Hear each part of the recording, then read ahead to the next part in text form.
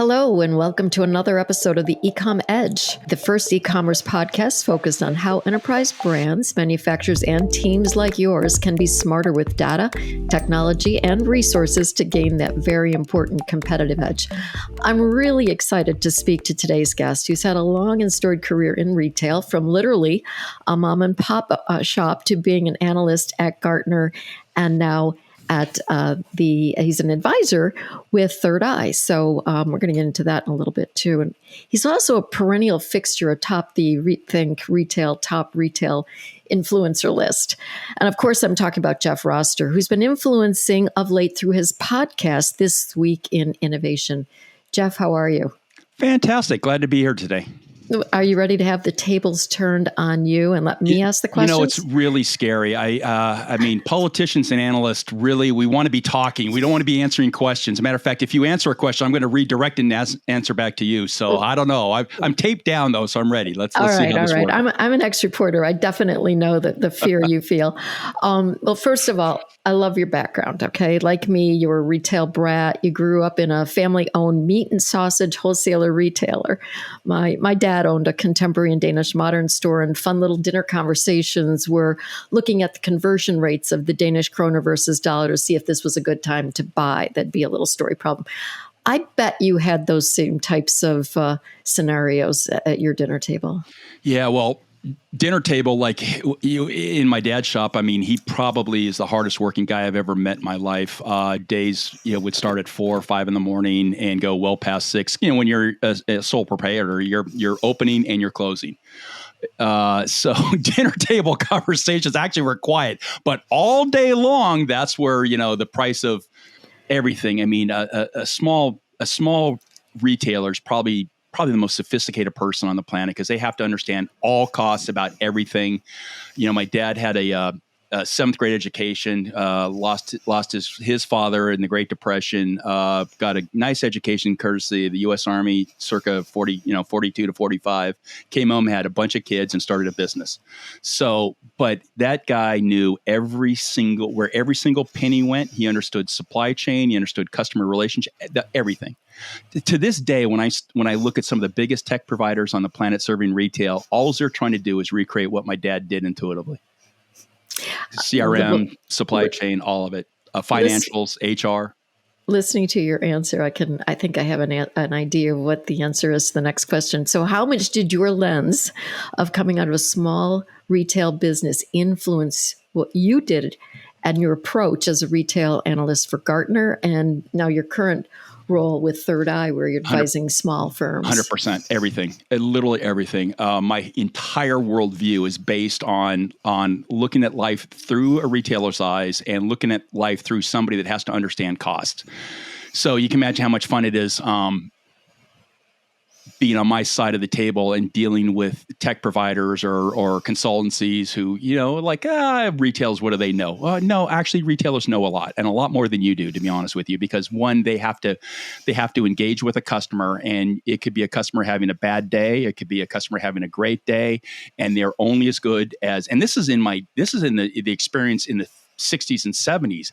Now those bad experiences, all somebody has to do is pick up a phone, turn it on and record an interaction, and the challenges that the retail industry has to deal with on a day-to-day basis is like nothing on the planet, as far as I'm concerned. So it's everything. You have to start with respect for the industry, respect for the job that people have to do, and everything else needs to be in service to that. And so, yeah, the last thing you ever better want to do around me is make fun of a retailer. Or tell them they don't know what they're talking about, because you're getting about a whole lot of fury coming back at you. Well, I bet that's what makes your advice so impactful, is that it's always peppered with your own personal experiences, which makes it passionate. It's never just reading it from some sort of abstract, which unfortunately is what a lot of thought leadership is. It's sort of conceptual and abstract, and you got to get through all the buzzwords and stuff, and you're going to tell it just like it is. Yeah, well, I'm not smart enough to use the buzzwords. I feel it in my gut. If I hear some nonsense, and it kind of created some problems over my career. But I mean, I'm just not. I don't don't give me marketing speak. I have to understand what you're talking about, and it has to make sense. Well, And you know what? It's worked out pretty well over the years. I'll take it. Well, I do know one story that you've told where you were talking about putting in a warehouse management system, and it didn't quite work out the way you were hoping it was going to work out. Yeah. So I was pretty young in my career. Learned more in that project than almost anything else I've probably ever done. And here's what I learned. I learned that very smart people that are using very good technology can be very much undermined by people who don't necessarily have a lot of power, except they have a lot of power. And so in that case, I think all these people are long gone, and as is the company. But I remember as a pretty young person going to, because the warehouse system that is old and very complex, which meant people had to do a lot of manual processes to make things work. And they always complained about it. And I remember as a distribution manager in that scenario, boy, this is going to be great. We're bringing this new system. Is early 90s. Okay. So new system, relatively speaking. And I remember going to one of those people, I won't say male or female, but you could probably guess, one of those people that always were complaining about how much work they had and how terrible it was. And I said, hey, this is going to be great. We're going to have this new system come in. It's going to make your job so much easier. You won't have to work all this overtime. Guess what? That person really wanted that overtime. They wanted that power of managing a very complex system because they had unique knowledge, which they did not want replicated. And they and as well as a lot of some of those other folks in that scenario really went out of their way to kind of undermine what we were trying to do. And boy, did I learn a lesson in that regards. First of all, never take people at face value. And if somebody's complaining about something, maybe they're not complaining as much because they're holding power. They're holding unique knowledge, which they get to leverage. And two, when you're installing something, somebody's gaining and somebody's losing, and you have to try to make sure you manage who's losing that. And it is what it is. You cannot exist in a modern organization and have few people own that really unique knowledge that allows them to control distribution or product roadmaps or whatever the case may be, but sort of taking away some of their organizational knowledge is tricky to say the least. So with NRF coming up, and by the time this airs, NRF will be in the rearview mirror. But one of the things I wanted to talk to you, because you actually help companies determine what technology they need to purchase, and I think that sometimes the blame is on the marketers of this technology, because we all tend to say the same thing. We're going to reduce friction. We're going to help you increase profits. So how do you really tell whether or not technology can do what they're saying it can do? Well, I mean, I was schooled at Gartner for 20 years, and we had the perfect way to discuss that. It was called the Gartner Hype Cycle. So technology trigger, when technology is created, climbing to the peak of inflated expectations, very little adoption. That's where the vendor community, the marketers have done everything they can to make a ton of noise. Then from that place, there's only one place to come down. It's to slide down the slope of disillusionment to the slope of disillusionment to, what is it? Something of despair, and then kind of come up the slope of enlightenment to the plateau of productivity. And so it's important for organizations to understand, listen, vendors are going to do what vendors do. They're going to create a lot of noise with very little adoption. And so I guarantee you 100% of the time, the real value will be far less than what the vendor initial noise is. And that's fine. That's normal. That's logical. That's what to expect. And so the job of an analyst, when you're helping an end user organization absorb technologies, listen to all the buzz, all the noise, and then cut it in half. I mean, it's a scientific fact. You cut it in half. And so, proven over 20 years, and you're probably going to get to about where the real value is. And so the problem that vendors have is they're trying to sell something, so they're obviously ramping everything up. The problem that the end users have is we don't believe the vendor noise. Good, you shouldn't. Cut it in half. And you start from there. And then the key is, what are you trying to do, and what is the organization trying to do? And where does the organization sit as a technology adoption profile? So if you're an aggressive adopter, you can take the risk. If you're a conservative adopter, well, okay, you have to understand that. So maybe you're adopting technology a little bit further down the path. Now, the problem happens when you have this little thing called COVID that comes and blows up the entire worldview. So the organizations that had built in systems that would allow them to absorb technology very quickly. If they hadn't done a buy online pickup in the store, they could turn that on because they had the digital assets in place. They had the ability to improvise very, very quickly, and they could stand up these buy online pickup in the stores within weeks. And the organizations that did not have that capability took months and probably years to do that. And so you can be a conservative adopter of technology if the ocean's nice and calm and placid. The problem you bump into is when the hiccups come, because now things are moving so much faster. And you have to be more skilled at how to absorb and how to adapt and how to survive.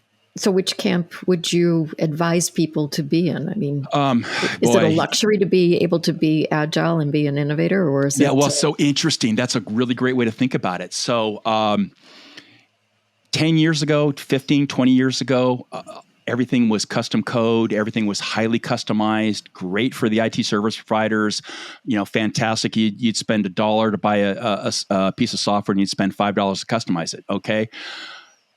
We're now in 2023. Actually, I almost caught myself. 2023. We have a thing called low code. We have a thing called packaged applications that are far more mature than they were 5 or 10 or 15 years ago. So the idea of having these highly customized individual package solutions aren't as necessary as they were, where we can now move because of the cloud, because of low code platforms, we can innovate unbelievably fast. I mean, we talk about that a lot on This Week in Innovation, and my podcast partner is all over low code. I mean, I joke that he's got to work the word low code in about every third sentence, but he's sold me. I mean, because I've looked at the wins and how fast retailers could stand up these buy online pickup in the stores in a low code basis. So does innovation have to be expensive? That's the ultimate question. 10, 20 years ago, yes, it did. Today, I don't believe so. Because innovation is more about a mindset. It's more about having platforms that allow you to innovate and to move faster and not have to think of every business process as somehow strategic to you, that it has to be highly customized to your scenario. That's the real battle in innovation. Can you live without having to have everything massively customized? If you can innovate and a lot faster and a whole lot cheaper. So it sort of depends on the mindset, and it depends on what you want, what you're trying to accomplish. I'm trying to push the concept of the idea that you can be innovative and actually reduce overall IT spend. Mm-hmm. Cloud being the ultimate example. Right. You should come work here at Conveyor. This is our messaging. Yeah, I mean we've got the data, we got the stuff. We can see it. Because you can't, almost by definition, that was such an interesting question, the way you phrased that. Almost by definition, you can't innovate if you're locked into all this highly customized software. You can't. Right. How can you innovate if it's so? How do you become more fluid, more flexible? Well, it's that you actually begin to take costs out of the equation. I hadn't really thought about it like that before, but it's true. So where then, if you have the technology that allows you to be agile, and to innovate. I mean, there's so many different channels out there. What do you do about the people? I mean, you need to have people behind each of these different channels. Do you see one person doing multiple things, or do you have specialized teams across all these retail channels? Or how is this evolving? Because to me, this seems to be another big area. It's people, processes, and technology. And who's lagging where? So let's go back to my distribution example. Every time you have a unique channel with unique technology, you have unique people that have power over the organization. Very, very dangerous, because now you can't innovate fast enough if you've got to always deal with the stakeholder. The stakeholder. Yeah. I'm almost beginning to not like that term in some regards, because it's like stakeholder. What do you mean by that? I mean, shouldn't. But I also get the idea, because, I'm out in Silicon Valley. We're just watching the biggest of the big do massive layoffs. I mean, 10, 15, 20%. Elon's blown it out of the water with layoffs over 50, 60, 70% of the organization. So I get why individual players inside that want to hold on to into that knowledge to make them more valuable and less layoff possible. But you just, you have to, I mean, you have to have an organization that values all pieces of that are working together to be successful. And you cannot be nimble if you always have to deal with all those various channels. But the problem is there are channels. And so like the whole idea, and I'm not sure where you stand on some of the e-commerce terms, but I've never been a fan of the term omni-channel because I don't for a fact believe that it is in fact an Uber channel. I think it's many individual channels that all have to sync up to a unique or a common brand experience. But you have to manage all those pieces and they all have to be in sync and you have to incent the people the right way. I mean, I love the idea, like when I first started my Gartner time, and this is, I mean, 25 years ago or so. The classic example is somebody finding something cheaper online and bring to the store, and the store manager, I mean, I don't know if it's real or if it was, apocryphal. Either way, it's still a good story. Is, well, we don't compete with the internet. Well, yeah, you did. You absolutely did in 1996 or 97. But guess what? You're still to this day, because I, as a consumer, could care less what channel I'm in. I'll work all the channels to my benefit. You, as an organization, have to be in those channels with the technology that works for the customer. And by the way, our customers are becoming very, very smart. I'm on the Gen X side. My kids are probably Gen Z, tail end millennial Gen Z. Obviously they are extremely gifted at moving through channels seamlessly, sourcing information. I can't imagine how challenging it is to compete when you have 40, 50 million customers with the power of infinite knowledge in their hands, and they're skilled at accessing it. But that means then you have to just up your game because it's not going away. We're not going back. So you have to become better and better and better and better. And you have to ask, what are we doing right? What are we doing wrong? How can we get better? That's kind of the value of kind of going back to the small retailer experience. My dad, intuitively, I mean, pretty tough guy. I mean, he fought a war, for crying out loud. So he's not a guy that worried about my self-esteem a whole lot, but he worried about his customers. Mm. And he engaged with them, and I'd hear him all the time. I used to say, it's kind of funny. I used to say, "God, Dad, you're a heck of a lot nicer. I mean, your customers are, all your sons." Hey, well, you know what? The customers paid the bill. We were a cost center. We were not a profit center. Just going to state that. So, oh man, we have the same scars. Oh man, I laugh. I just laugh and laugh and laugh. I swear that guy, he's passed now, obviously, but I'd sure like to go back and say, you son of a gun, you really, you had a 7th grade education, but you had a PhD from the education of life, and really probably the best customer service guy I've ever seen in my life. Absolutely, just amazing. Coveo is a AI-powered search, recommendations, personalization platform, all low code and everything. So we recently did a survey of more than 75 technical professionals who identified with e-commerce and with more than 25% of the revenue coming from online. And we gave them a whole bunch of scenarios. We said, hey, rate these, and these were B2C and B2B companies, right? So when a person comes to your site and they're obviously trying to find a product, search is a key component of that. So we said, rate these scenarios. I need a pair of shoes to go hiking in the rain. Or understanding if a washer refers to an appliance or to a bolt. Another one was when a person searches for a charger for an iPhone, that it knows to exclude Android chargers. Compound noun scenarios. When a person is searching for printer cables, does it know enough to not show all the printers and all the cables? And then finally, can you do an image search? And what was really interesting to me, and we haven't this report, the data is just in, we haven't finished writing it up yet. But what was interesting to me is we asked these people to rank them, like I said, and they said very well, trying but having issues, just starting or not at all. And only a third, almost across the board, was doing this at the very well stage. And these seem to be such critical components to being able to provide people that frictionless experience that everybody says that they want, and retailers and brands and websites are trying to do. Does this data surprise you at all? No, not at all. Not in the slightest, because there's still retailers out there that are using spreadsheets. There's still retailers out there that are faxing orders to their manufacturers somewhere in Asia Pacific with fax machines. And that's one of the reasons why I established the podcast This Week in Innovation, because I think innovation is so interesting and so cool and so unique that it's worth actually dedicating some time to uncovering that. So it doesn't surprise me in the slightest. Think about what a retailer has to overcome. You have people, you have processes, you have infrastructure, you have investment, you have people, just customers coming in 24/7, 365 needs.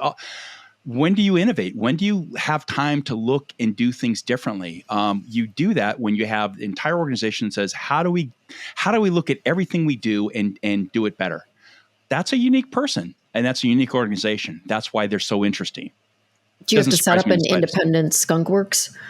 Take them out of the building and just let them go play? Or do you try and morph on the fly? The key is you still have to have that CXO that unleashes that capability and says, I am comfortable with you failing. Because you cannot be innovative if you are in fear of your job for failing. That's the problem we have in retail, I think. Different from other industries, but that unique desire not to fail means you can't be great, in my mind. Is there any segment that's doing it really well? I think so. Segments is pretty loaded. I mean, there's examples of individual retailers from across the board. I mean, obviously the easiest one would be Walmart. The problem with using them as an example is, they're hundreds of billions of dollars in revenue. So I prefer to go down to other retailers that I think are just doing amazing things. Ulta Cosmetics. I mean, I've never purchased a single one of their products. I have a wife and a daughter who have purchased plenty of their products, so I'm very, very knowledgeable in that process. I think that is probably one of the most interesting retailers I've ever been around. I've had them on our podcast a couple of times because they do crazy things. They've set up an investment fund to go out and invest in startups that are doing unique aspects of technology that impacts their business. We just had an interview with Hout.ai, and they are a startup that looks at skin and tries to analyze skin, and then obviously skin tones and all that stuff. Then that kicks into a search engine that gives different recommendations or different sort of things. I mean, that's crazy. That is insane, the level of skill that it takes to do that. Their whole organization is geared towards how do we do things differently? How do we break things? How do we do, it's not a problem if we've done it 10 years like this and there's a better way of doing it. Their big competitor would be Sephora, doing similar things. So it's really interesting. Like the two big players in beauty are just crushing it when it comes to innovation, because I don't know why. I can't explain it. But they're both really good examples of that. Tractor Supply, huge fan of Tractor Supply. Pretty staid retailer. I mean, you walk in their store. I'm a cowboy, so I walk in their store and I'm at home. But there's bags of feed and there's barbed wire and there's fence posts. But their CRM strategy is off the charts. They're doing a ton of, they were buy online, pick up in the store well ahead of COVID, because they saw value in the fact that, farmers want to be able to come in and pick up, 50 steaks and a couple thousand feet of barbed wire because they've got it, fenced down. So how do we make that process faster for them? Oh, let's build all that process, which was cool for their business. COVID comes along. Oh, hey, we're ready to go. Boom. Well, interestingly, you've just named 3 brands that actually have physical as well as online. So they're sort of mixing those two. Right. Those two. Do you see that going forward? That there will be that you're actually stronger together versus being a pure play one way or the other? Yeah. So when you talk about innovation, you could just easily go up to the guy up in Seattle, in Amazon. Probably the most innovative organization maybe in the history of mankind. Thousands experiments going on at any given time, billions of dollars spent on R&D. I try to stay away from using them as an example because you almost give people an excuse not to listen. Oh, well, we're not the second or third richest man on the planet. Okay, that's fine. Innovation, again, does not have to be expensive. Innovation has to be an intensity, has to be a desire, you have to have permission to fail. That's got to come from the CEO on down. So am I a fan of multi-channel? 100%.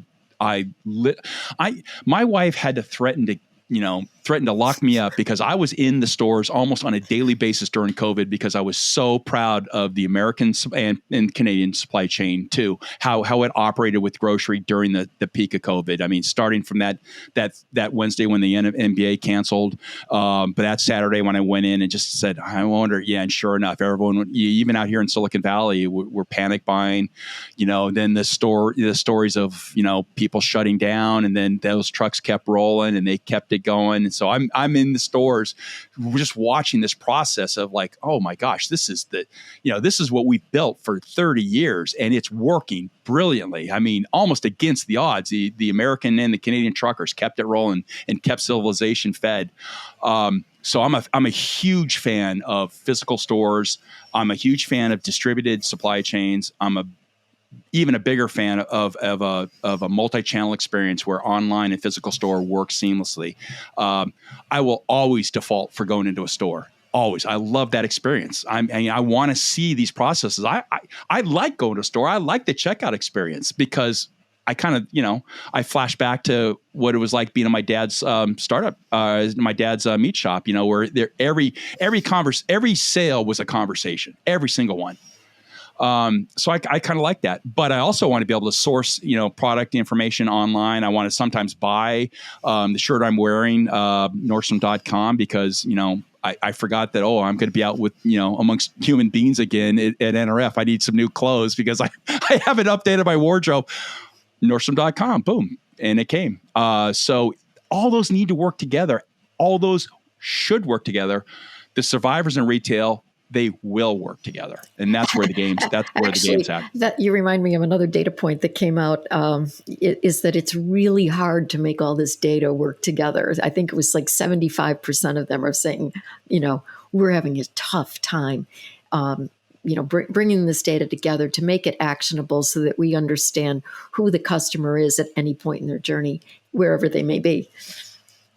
I easily believe that. I have 6 brothers and sisters. We never got along. We got along, but we battled all the time growing up. So it's, I just look at when you say that, I see 7 kids working in a family business, just bashing into each other. And we had the best central goal imaginable. Let's make sure the family is successful and the business is successful, but you're going to bump into each other. So let's sort of use that example and then flash into a $50 billion business that has been online or has been, alive for 50 years that have 50 years worth of systems and 50 years worth of people interpreting different things. Now, all of a sudden, 15 years ago, we come up with this whole 20 years ago, this whole new model of engaging, but yet we still have systems that are 10, 15, 20 years old. It's a mess. It's a beautiful mess in that it worked. And we had the best example of it working back in March and April and May of 2020. But there's room for improvement. And that's where the game's at. So it doesn't bother me in the slightest, but let's go. Let's, now's the appointed hour. Let's see what we need to do. Let's see what we need to fix. What systems need to be blown up? What systems need to be replaced? What systems need to be enhanced? And how do we do it? That's where the game is right now. That sounds like a good starting point and a good ending point for our conversation today. A good starting point for everybody else. Like, what's broken, go and fix it. Yeah, it is. Let's get it done. It's the greatest industry on the planet. We serve mankind and womankind, and we kept civilization going. I think it was that significant. And if we would have broken, if the supply chain would have crumbled, I think we'd have been in a lot of trouble in March and April and May of 2020. We did it. And I hope NRF, it's a giant celebration of the greatest industry that known to man. Well, it's been terrific having you on, and I'm hoping you'll join us again. Next time maybe we'll go through some of the data that we're pulling together. I'll send it ahead of time after NRF. We have time to actually look at the spreadsheet. The email looked amazing, but I looked at that and went, that is going to require legit work. And so I'll get back to that one. I'll make sure we do it over a cocktail or two. And to our listeners, thank you for joining. And remember to rate and subscribe to the Ecom Edge on your favorite podcast streaming platform. Thanks so much. Bye now.